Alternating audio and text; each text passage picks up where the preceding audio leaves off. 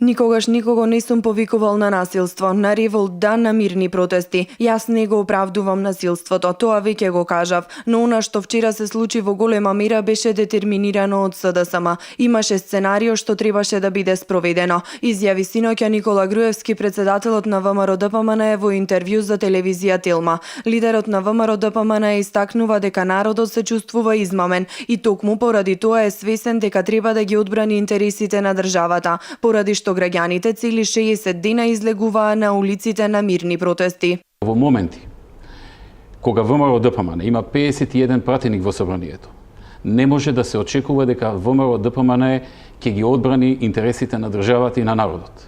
И дека народот треба да си ја брани државата. И народот 60 дена го правеше тоа. Со мирни протести, излегуваше на улица и изрази сериозен револт, испрати сериозни пораки. Тоа што некој не ги прими пораките е друга работа, или не сакаше да ги прими. Или некој му беше кажал да не ги прими. Народот сериозно ја свати таа порака и 60 дена, како никогаш до сега. Како ниту еднаш до сега толку долго и толку интензивно и толку масовно излегуваше и секојдневно испраќаше пораки, дека не се согласува со она што го прави ЗАЕВ и СДСМ, дека е против тоа, дека чувствува изборна измама, дека тоа не му беше соопштено за време на изборите, дека во текот на кампањата, не само што тоа не беше објаснето и кажано, дека во текот на кампањата беше негирано, кога ние отворивме тема дека се подготвува такво нешто заради гостувањата на ЗАЕВ во Швајцарија и уште неколку негови изјави со кои што се насетуваше такво нешто. Тој излезе и кажа, тоа е само во главата на Груевски и никаде на друго место. За 2 недели потоа, откако се случи тиранската платформа, да почне периодот кога тој влезе во преговори и се договори за таа тиранска платформа. Затоа народот чувствуваше изборна измама. А јас морав да бидам искрен и да кажам дека со 51 пратеник не можеме да гарантираме дека тоа ќе се спречи.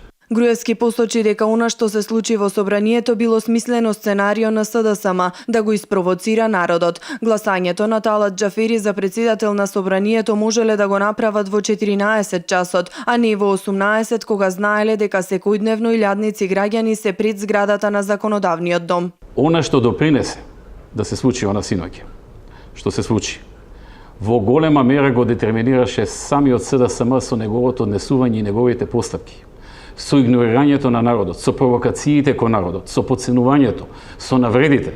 Знаете ли со какви се непоградни зборови ги нарекува? И уште една работа. Вчера имаше сценарио. Вчера беше темпирано токму во 18 часот СДСМ да го направи она што го направи. Кажете дека било сценарио? Еве ќе ви кажам зошто било сценарио. Зошто не го направија тоа што го правеа во 14 часот кога немаше народ собор? Зошто го одбра 18 часот кога знаеа дека ќе има десетина илјади луѓе пред собранието?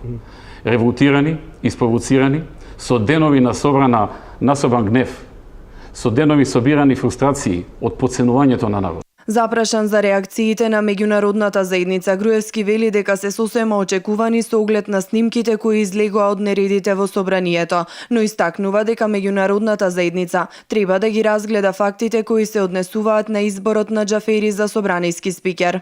Реакциите на меѓународната заедница за мене беа очекувани после снимките кои што излегоа од собранието. Навистина излегоа снимки што секој кој што се уште ги нема собрано сите информации, бидејќи теоретски не постоеше време да ги собере сите информации, секој би реагирал што се случува, тепаат пратеници, толпа народ и така натаму.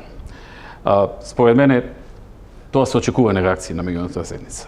Меѓутоа, кога ќе се погледнат добро фактите, ќе се види дека она што се случи е незаконско, нелегално, против уставно и против деловничко обидување да се избери председател на собрание. Еве, вие сте долго години новина. Кажете ми, по кој член од деловникот на тој начин се бира председател на парламент? Како очекува некој и како може да очекува некој? Да ако го погледне деловникот, да каже дека било сето тоа согласно деловникот, законот и уставот. Тоа беше флагрантно кршење. Флагрантно кршење на правото. Како ги примате овие реакции на меѓународната заедница? Флагрантно како очекувани кога ќе видат таков вид на снимки. Првични реакции. Но ќе следи време, ќе се види што се случило. Ќе ги запрашаме и нив. Еве ќе дојдат сега некој од нив. Разговарам јас по телефон. Јас синоќа со десетина представници на меѓународна заедница се слушнав телефонски. Ќе поминат сати, денови и така натаму. ќе ги прашаме нив, кажете ни по кој член од деловникот е избран за председател Талат Џафери. Тие се, меѓу другото, и легалисти. Владењето на правото треба да важи во нивните земји и во нашата земја. И треба да важи секаде и неселективно.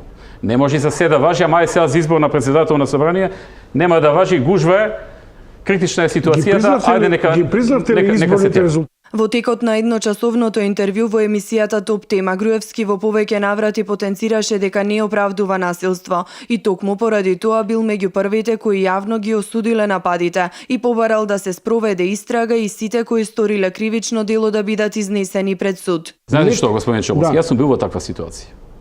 Сетете се на панорама. Знам. Јас знам што значи тоа. Јас не го посакувам тоа никому. И ја бев синоќа загрижен, не знам како да се искажам, навистина многу загрижен кога слушав и гледав нешто по интернет и се распрашував по телефон од Виена што се случува, бидејќи не можев поинаку. Јас знам што значи тоа. Јас знам во каква ситуација беше Заев. Но и тоа не го посакувам никому, дефинитивно. Јас не сум во политиката за да владеам со насилство и не прифаќам било кој да владее со насилство. Ние живееме во 21 век и треба да се надмудруваме политички и политички да се бориме. Јас разбирам ревот на народ, разбирам се случува во многу држави да влезат и во парламент, но директно тепање, такво, тоа не може Ние правиме го молба прифатиме. само за Коментирајќи ја тиранската платформа, Груевски истакнува дека ВМРО ДПМН смета дека истата ќе направи штета на Македонија и нејзината реализација води кон федерализација или кантонизација на земјата. Дали е антимакедонска или не е антимакедонска? Постоеше можност да се види на предвремени избори. Ние сметаме дека е штетна за државата. Ние сметаме дека ако веќе толку беше значено тоа да се направи, требаше да го пријават пред граѓаните на избори, да им го презентираат и да кажат, луѓе, ние ви нудиме, не знам, живот или што им нудеа, као да ние не им нудиме живот, но ви го нудиме и ова. Ако го поддржија граѓаните, во ред, тогаш ВМРО може да остане на својот став. Меѓутоа, нема легитимитет да тој став го брани побурно како што сега го браниме во тенкави таа парламентот. аргументација зашто Значи, јас ги затоа ние пробав велиме. сите програми. Затоа ние Ни во една велиме. изборна програма Во немате ред, ја донесовте платформата хашките после изборите, што ја донесовте. помилувања. Повелете на избори, ако народот и така треба да има локални избори регуларно, 4 годишни, нели, доаѓа време 4 години. Трошоците ќе се прават за избори и вака и така. Ајде, излезете си со платформата. Второ, ние понудивме исто така, за да нема проблеми во државата. Ако толку на Заев му е важно да стане премиер, ако со сите сили се обидуваат тоа и да го донесат на таков начин да стане премиер, ние му ги нудиме нашите 51 пратеник. Ке има 100 пратеници. Вие нудите македонски блок контра албанците. Ние нудиме блок И тоа да не се ја донесе, водите да не се Македонија во донесе. директна конфронтација, етничка. Ние нудиме блок да не се донесе платформа што ќе го промени уредувањето на државата. Таа платформа може да ја однеси земјата кон федерализација или кантонизација.